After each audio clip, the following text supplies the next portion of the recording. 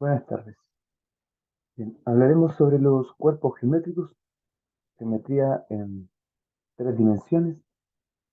A veces a los cuerpos geométricos también, últimamente en el ministerio se les llama figuras geométricas 3D. Bien, figuras geométricas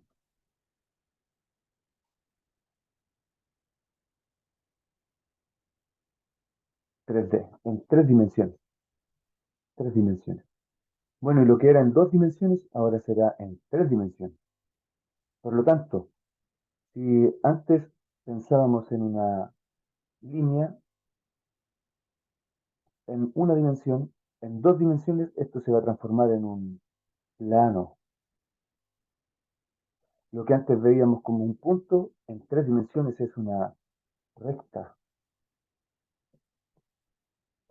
Y bueno, lo que veíamos en dos dimensiones podría ser un cuerpo geométrico. Así que avancemos. Veamos, ¿qué es un edro? Poliedro, poliedro. Y esto tiene mucha pinta de lo que nosotros habíamos visto antes de polígono. Es que la versión de polígono en tres dimensiones se llama poliedro. Ya no son una figura plana de distintos lados, sino que es una figura geométrica en tres dimensiones. Es un cuerpo geométrico que está formado por caras, ya no por lados, líneas, sino que los lados ahora son caras, son superficies. Entonces es un cuerpo limitado por cuatro o más polígonos, donde cada polígono se denomina cara y sus lados son las aristas y la intersección de las aristas se llama vértices. Entonces las aristas sería la intersección o los bordes de los polígonos y la intersección de las aristas se llama vértices. Ahí tenemos los vértices, las esquinitas. Bien, y la forma de nombrarlos ahora también tiene que ver con la cantidad de caras y por otro lado eh, le hacemos la terminación edro. Edro es como la versión de ángulo, pero en dos dimensiones, perdón, en tres dimensiones. Entonces, si un gono, la terminación gono es un ángulo, y nosotros lo veíamos delimitado por dos líneas, ¿cierto? Lo veíamos delimitado por dos líneas. Ahora, un edro o un diedro estará delimitado por dos planos. Ahí tendríamos un plano, ahí tendríamos otro plano, y aquí tendríamos el ángulo entre ellos. Es como un libro abierto. Espero que lo logren ver así, como que se está abriendo un libro, un cuaderno. ¿Ya? Este ángulo se llama ángulo diedro. Entonces, en vez de que el ángulo sean o sea, dos líneas, ahora son dos caras, dos partes de plano, dos secciones de plano, que van a ir obviamente delimitándose con los otros lados. Entonces, un poliedro significa varias caras, en definitiva, son varias caras, que tiene hartos ángulos diedros. Eh, pero nosotros vamos a tomar en cuenta los nombres por la cantidad de caras que tiene. Por lo tanto, el de la figura, ¿cómo le llamarían? Bueno, veamos. Tiene una cara triangular aquí al frente, esta azul que está aquí. Tiene otra cara triangular allá en el fondo. Tiene una cara, la que está aquí apuntada, la cara que está por encimita, que tiene pinta de cuadrada. Tiene una cara rectangular allá como por detrás y una cara rectangular o cuadrada por acá abajo. Ahí tenemos cinco caras. ¿Cómo le llamaríamos a esta figura de cinco caras? Bueno, cinco es penta, penta como pentágono. Pero ahora, en vez de terminar en gono, que era para dos dimensiones, lo terminamos en edro, que es para tres dimensiones. Pentaedro. Bueno, y este nombre bien lo podríamos estar inventando, pero alguien lo inventó antes. Pentaedro. Pentaedro que tiene cinco caras. eh, preferimos aquí los nombres utilizando los, las raíces griegas. Entonces, penta para 4 sería tetra, tetra es para 4, penta para 5, hexa para 6. Entonces, un hexaedro sería que tiene 6 caras, tetraedro que tiene 4 caras. ¿Cómo le podríamos llamar a la figura que está a la derecha? Aquí dice prisma. ¿Qué figura es esta? ¿Cómo le podríamos llamar? ¿Cuántas caras tiene? Tiene la de arriba y la de abajo, serían 2, más 5 caras que están verticales, serían 7 caras. Le podríamos colocar nombre, por ejemplo, el 7 es hepta, entonces le podríamos llamar hepta y la terminación edro. ¿Qué les parece? Miren qué fácil es colocarle nombre. Hepta 7 y después le agregamos edro. Bien, las diagonales de un cuerpo geométrico se trazan atravesando la figura por dentro y tienen que partir de una cara y tienen que llegar a otra cara. Por ejemplo, en el heptaedro que hicimos, nosotros podemos utilizar el vértice superior que está al fondo y podemos llegar a alguno de los dos vértices que están acá abajo, pero de frente. Por ejemplo, a este de acá abajo. Y esto de aquí sería una diagonal. Atraviesa por dentro de la figura. Esa es una diagonal. ¿Qué otra diagonal tenemos? De ese a este vértice de acá. Y se nos acabarían las demás diagonales porque las otras diagonales estarían pasando por las caras. Y dice que no tienen que estar situados en una misma cara, no tienen que estar situados en una misma cara. Así que tenemos que irnos por dentro de las caras o bien, dependiendo del caso, si es que es una figura más o menos rara, podríamos irnos por fuera de de la figura, siempre y cuando haya una línea recta que los una. Bien, ¿qué es un prisma? Un prisma es un poliedro delimitado por paralelogramos, caras paralelas, ¿ya? Y tenemos abajo y arriba la misma figura geométrica, ¿ya? Y a esas se le llaman bases del prisma. Son dos polígonos congruentes. Puede ser, en este caso tiene un polígono de 5 lados. Yo quiero que veamos un poquito mejor cómo podría ser esa figura. Entonces aquí tengo un heptaedro, lo vamos a mover para que lo vean ahí, ¿ya? Este heptaedro yo lo puedo mover, ahí está recto, pero no es obligación de que esté recto. Podría no estar recto. Por ejemplo, podría estar hacia los lados. Y, por ejemplo, podría estar así. Y fíjense que las caras también son paralelogramos. Las caras laterales son paralelogramos. La figura de abajo y la figura de arriba siguen siendo las mismas. Hay un pentágono, arriba el mismo pentágono, son figuras congruentes. No cambié la forma de las figuras de las bases. Lo único que hice fue mover hacia los lados el, hacia los lados el prisma. A esto se le llama prisma oblicuo, prisma oblicuo. Pero si son rectángulos los que se forman, por ejemplo así, ahora sería un prisma recto. Eso es un prisma recto. Prisma recto, prisma oblicuo. Prisma recto, prisma oblicuo. ¿Cómo se ve por arriba? Así se ve. Ahí está nuestra vista de nuestro prisma oblicuo. ¿Bien? Ahí para que no se vea tan raro. Se veía muy raro lejos, ¿cierto? Bien, y podemos ver cuál es la altura. Fíjense que la altura se calcula como lo haríamos, estamos solamente extendiendo nuestras posibilidades que ya hemos visto con otras figuras geométricas, pero en dos dimensiones. Lo mismo que hacíamos en dos dimensiones, ahora lo podemos hacer en tres dimensiones. Entonces, ¿cómo calcularíamos la altura? Bueno, desde cualquier vértice y tendríamos que llegar al suelo. Aquí se ve como clarito el suelo, ¿cierto? Ese plano que se ve como gris abajo, Ese sería el suelito. Entonces tendríamos que medir desde ese punto y proyectarlo hacia abajo. Perfectamente tenemos que proyectarlo hacia abajo. Por ejemplo, tendría que ser como por llegando, eh, a ver, movámoslo un poquito más. Sería de ahí, derechito hacia abajo. Y llegaríamos por aquí y llegaríamos al suelito en esa parte. La distancia desde ahí hasta el suelo tiene que ser una línea perpendicular, una recta perpendicular al plano, paralela, en este caso, a la recta azul que hay aquí, a la flecha azul. Este es un eje ya que nos da la vertical.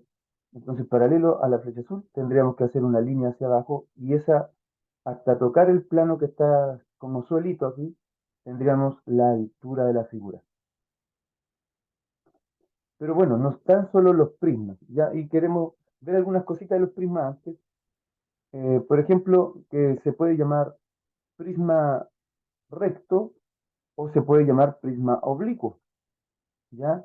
Depende de las figuras que estén aquí. Si el rectángulo, los lados laterales, ya las caras laterales, si son rectángulos, entonces sería un polígono recto. Y si son romboides o rombos, serían un prisma oblicuo. Y ahora, si las bases de un prisma recto, tiene que ser un prisma recto, son polígonos regulares, entonces se le llama prisma regular. ¿Cuándo es prisma regular? Cuando es recto y las dos caras basales, las dos bases, son figuras regulares también, polígonos regulares. Un paralelepípedo es un prisma especial. Las bases son paralelogramos. Es decir, fíjense que acá las bases son pentágonos en el hexaedro, pero aquí en el paralelepípedo, en el ortoedro, ¿qué significará ortoedro? Bueno, recordemos aquí qué significaba ortoedro. Orto era recto. Entonces un paralelepípedo sería el prisma cuyas bases son paralelogramos. Pero si ese paralelogramo es un rectángulo, se llama así, rectangular, un paralelepípedo recto rectangular, y aquí con bases rectangulares no era necesario, ya. Paralelepípedo recto, ese recto de ahí significa que aquí hay un ángulo recto, hacia arriba, ¿cierto? Se forman ángulos rectos en en las caras laterales. Y rectangular se refiere a la forma de las caras, a esa cara y a la cara que está abajo, que tiene que ser la misma. Ya esas caras tienen que ser las mismas y se llama rectangular porque tiene caras rectangulares, por supuesto. Y esto se llama ortoedro porque las bases son rectángulos. Fíjense que orto tiene que ver con recto y edro tiene que ver con los ángulos, pero en tres dimensiones. En otras palabras, estoy diciendo como un rectángulo en tres dimensiones. ¿Se dan cuenta? Es como sería un rectángulo en tres dimensiones. Lo que hacíamos para los rectángulos en tres dimensiones lo podemos hacer para perdón, para los rectángulos en dos dimensiones, es lo que podemos hacer para el ortoedro en tres dimensiones. Cuando queramos calcular su volumen, por ejemplo, podemos pensarlo también como base por altura. Solo que la base ahora no es una línea, sino que es una cara. Entonces sacamos el área de esa cara y después lo multiplicamos por la altura. Miren qué fácil es. ¿Se dan cuenta? Ahora, el cubo, un nombre muy cortito, es famoso este, pero también le podemos llamar hexaedro regular, que significa hexaedro que tiene seis lados. Hexaedro significa que tiene seis, bueno, ¿qué lado? Aquí los lados son caras, ya, perdón por no decirlo bien, lo estoy diciendo como cuando decimos los lados de un dado, ahí lo entendemos fácilmente, pero un hexaedro tiene seis caras, un dado tiene seis caras, hexa, seis, edro, caras. Bueno, en realidad edro no es eso, pero nosotros lo traducimos como caras. Regular significa que, como habíamos dicho antes, para que sea un prisma regular, fíjense que el cubo es un prisma regular, pero que además las caras son las mismas. Podríamos decir que es un paralelepípedo recto cuadrangular, pero que tiene de especial que la altura mide lo mismo que cada uno de los lados de la base. ¿Ya? Eso es un hexaedro regular. Y le podemos inventar varios nombres, pero el más fácil de todos, cubo. Sin embargo, yo les recomiendo recordar este nombre o entenderlo más bien. Entenderlo. Hexaedro regular significa 6 caras, y si es regular, tienen que ser todas las caras de las mismas caras, todas las mismas caras. Y la única figura que tiene 6 caras del mismo tipo es el cubo. Bien, una pirámide. ¿Qué es una pirámide? Una pirámide se parece mucho al prisma. Abajo tiene una base, pero arriba tiene un solo vértice, ¿ya? Y la forma de llamarlas también tiene que ver, es muy parecida a la de, de los prismas. Entonces vamos a revisar aquí una pirámide. En este caso, esta pirámide es una pirámide de base cuadrada, podríamos decir pirámide cuadrangular, podría ser una pirámide rectangular, podría ser una pirámide pentagonal, depende de la forma que tenga la base, ¿ya? Bueno, y ahora esta tiene de especial que es recta, esta es una pirámide recta, es decir, el vértice queda justo en el centro de la cara de la base. ¿Lo alcanzan a ver? El centro, el vértice, la proyección del vértice a la base da justo en el centro. Miren qué bonito. Bueno, ¿qué de especial tiene esta? Que podemos hacer unas cosas muy parecidas que como las relaciones que hacíamos entre triángulo y rectángulo, o bien entre triángulo y paralelepípedo en general. Entonces, una pirámide tiene una base de un polígono y las caras laterales, como arriba es un vértice, son triángulos. Se le llama pirámide regular cuando la base es un polígono regular y además es recta. ¿Ya? Si es recta y la base una, es un polígono regular, entonces se llama pirámide regular. Pirámide regular. No cambia mucho la forma de nombrarlos comparado con los prismas. Y al igual que los prismas, tenemos pirámides rectas y también tenemos pirámides oblicuas. Miren aquí, nos muestra dónde está apuntando el vértice. Miren qué bonito. Ahí nos dice a dónde está apuntando el vértice. ¿Para qué nos sirve eso? Para calcular su altura. Aquí podemos calcular su altura. ¿Qué les parece? Calculamos su altura. ¿Cómo la calculamos? Bueno, la distancia que tiene ese vértice hasta el plano, hasta el suelito donde está firmada la pirámide. Qué bonito, ¿no? Aquí a lo mejor se va a ver más bonito, hermoso. Muy bien.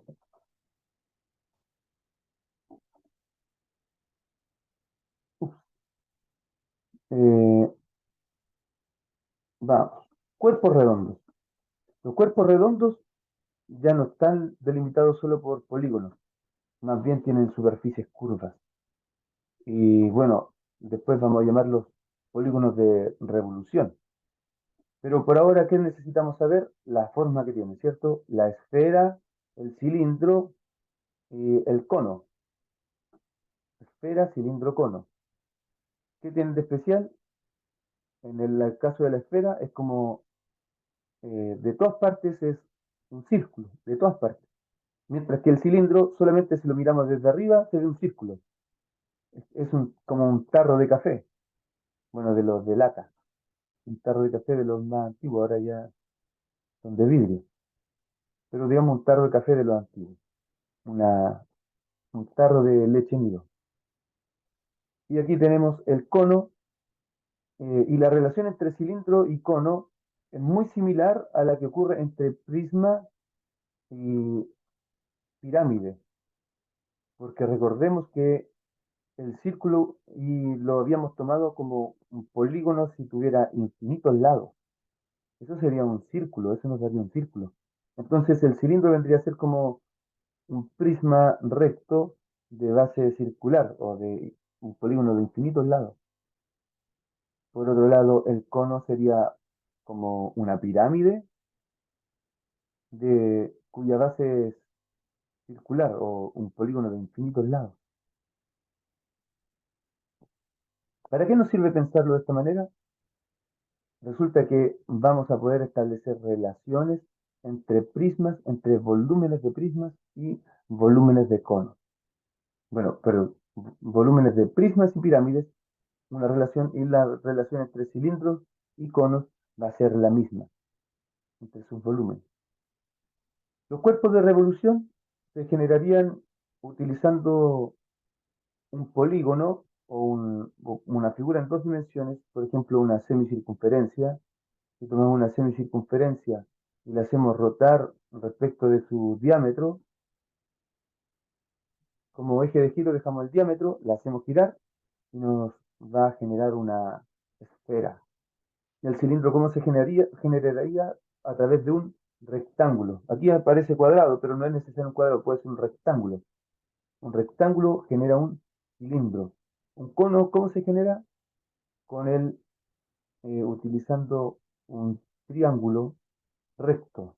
Un triángulo recto, eso nos genera un cono. ¿Y cómo se genera el tronco de cono? Bueno, al triángulo le cortamos la punta de arriba y se forma un eh, trapecio.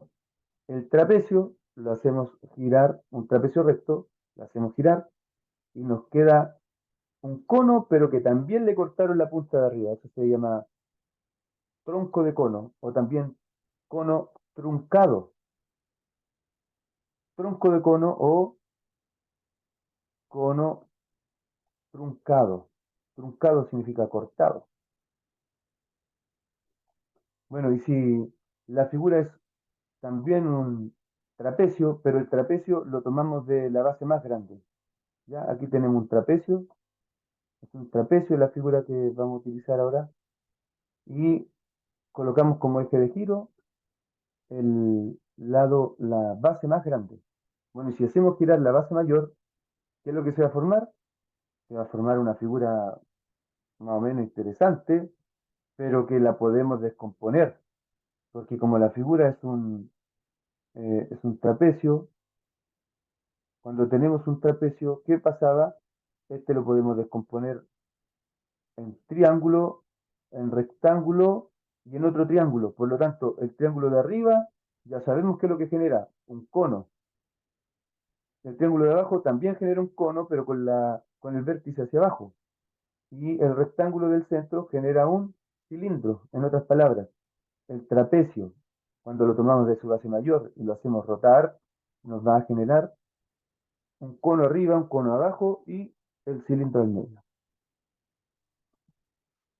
Por otro lado, los prismas los podemos mirar como una traslación.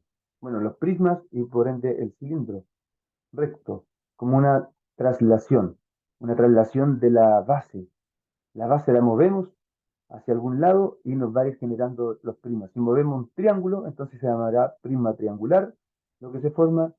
Si es un trapecio, prisma trapezoidal. Si es un prisma pentagonal, si cuando la base es de 5 lados. Si es de 6 lados la base, prisma hexagonal. Y si la base es un círculo, se le llama cilindro circular recto.